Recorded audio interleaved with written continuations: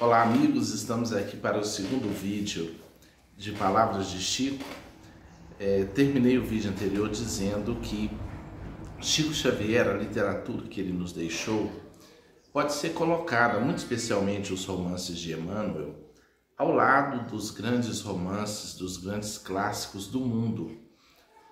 A gente, quando lê Chico Xavier, ou Emmanuel, a gente vê que está diante de uma literatura muito rica. Eu nem estou entrando aqui em detalhes sobre os aspectos realmente históricos dos livros, como Há 2000 anos, Paulo e Estevão, 50 anos depois. Eu estou falando da qualidade literária, sem falar da profundidade do conhecimento espiritual, Então, como literatura, nós ali já estamos diante de uma obra portentosa, indubitavelmente. Repito, eu tenho uma formação em letras, já li os grandes autores do Brasil e do mundo, Machado de Assis, William Shakespeare, Victor Hugo, Eça de Queiroz, os grandes nomes, Então, este homem que recebeu essas obras, e a gente sabe que para um médium receber essas obras, ele tem que ter um arcabouço cultural também elevado. Porque não se trata de uma escrita mecânica, do espírito pegar a mão do médium e escrever. Se trata de um processo mais elaborado de mediunidade. Este homem, este médium, estudava sistematicamente, Então, e estudava evangelho, O Bacelli conta no trecho que eu li para vocês, de chegar lá às quartas-feiras com a esposa dele, a Márcia, e encontrar Chico.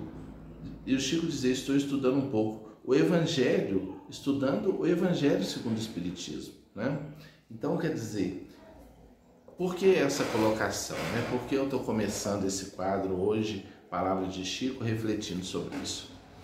Porque nós, comedores de angu com feijão, nós espíritos no geral, estudamos pouco.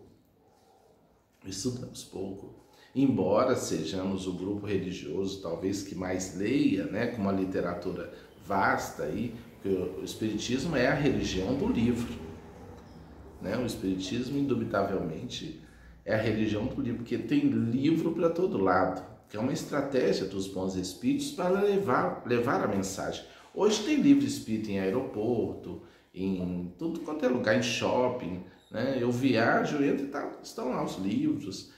Encontro os meus livros em vários shoppings, como eu vou a Vitória, encontro, Juiz de Fora, enfim. Livros de Chico, de Divaldo, de tantos médiuns, Tantos autores encarnados, José Carlos de Luca. Mas o Chico estudava. E se ele, a colocação é para nós despertarmos, Porque eu falo sempre que às vezes as pessoas reclamam: eu não consigo mudar certos padrões mentais, emocionais, eu sou espírita, me tornei espírita, ou evangélico, ou católico, me tornei cristão, mas eu continuo com certos padrões mentais. É porque nós não temos uma cartilha de renovação dos nossos valores, e a leitura é uma das principais ferramentas nessa modificação interior. Não basta, me converti a uma religião, a uma proposta espiritual, mas eu continuo fazendo as mesmas coisas mundanas. Não, então não acontece. Então a leitura, o estudo sistemático, se Chico Xavier estudava, e nós? O quanto nós não deveríamos estar, às vezes, relendo a mesma obra 2, 3, 4, 5 vezes, para ir consolidando no nosso psiquismo. Vê se vocês conseguem me entender e deixem aí um comentário, consolidando essa proposta, porque nós entulhamos a mente de tanta coisa mundana, de tanta coisa que não vai trazer luz, e a gente acha que uma reunião de 1 hora, uma vez por semana, vai resolver a nossa vida mental, emocional e espiritual. Esses valores precisam ser introjetados para que comecem a sair de nós.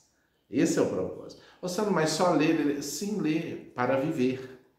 Ler para viver. Espíritas, amai-vos, espíritas, instruí-vos. Então a instrução é a base da modificação mental. É pela educação que o homem se renova, a educação espiritual, a educação moral, no caso, quando estamos falando dessa mudança profunda. né?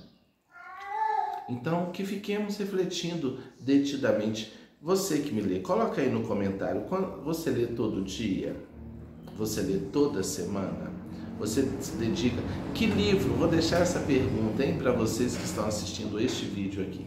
Que livro espírita você está lendo neste momento? Coloca aí nos nossos comentários. Vamos ver quais são as obras, se estão lendo, né? Porque é muito importante para nós.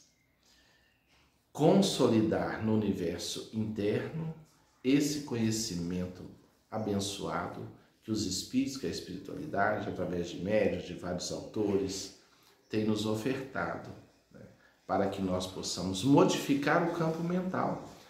Conforme diz Paulo, transformai-vos pela transformação da vossa mente, para que experimenteis qual seja a boa, agradável e perfeita vontade de Deus. Essa transformação, o Paulo também dizia, né? A fé vem do ouvir, mas poderíamos dizer também do ler.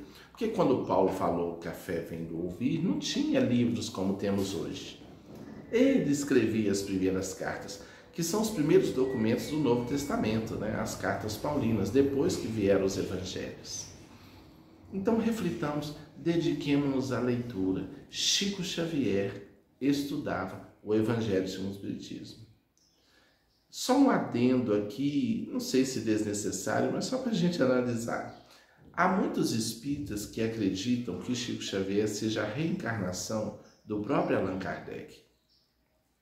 Tem gente que vai dizer que é um absurdo, não é, enfim.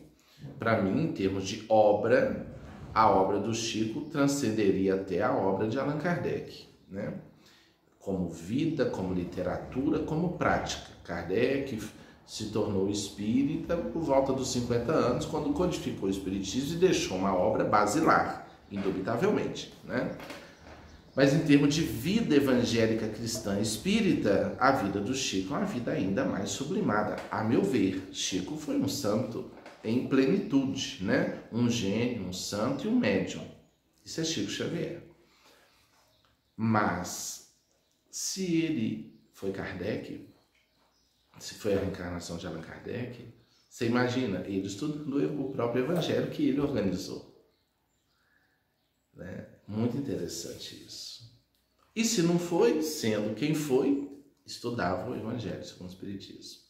Para mostrar também a importância de Jesus no Espiritismo. A pessoa estuda a geografia do mundo espiritual, o mecanismo da reencarnação, mas se não contatar o mestre, essa reforma não acontece.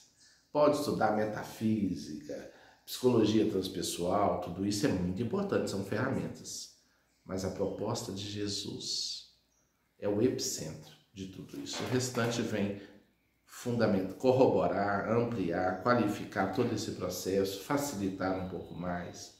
São ferramentas divinas também, mas não abandonemos Jesus. Em hipótese alguma, se o Espiritismo perder esse epicentro, tem gente que adora espiritualidade, né? Mas uma espiritualidade sem responsabilidade, o que não é responsabilidade real. Responsabilidade com espiritualidade é a espiritualidade com Jesus, né? A responsabilidade perante o próximo, perante a vida, perante o planeta, a humanidade, os animais, essa espiritualidade que deve permear tudo, né? Eu conheço tudo isso, mas eu não amo a ninguém, eu não sirvo a ninguém, eu não ajudo a ninguém, eu não perdoo a ninguém. Então, realmente será uma espiritualidade sem alma. Ou seja, apenas um aspecto muito frágil dessa dimensão extrafísica da realidade humana. Ok? Deixa aí, que livro você está lendo nesse momento? Que livro espírita? Ou um outro livro, né? E seja um apoiador do canal, nos ajude. Está aí na descrição do vídeo como fazê-lo. Faça aí o cadastro e nos apoie com valor mínimo para que o SEC possa crescer. Feliz Natal! Muita luz e paz a todos.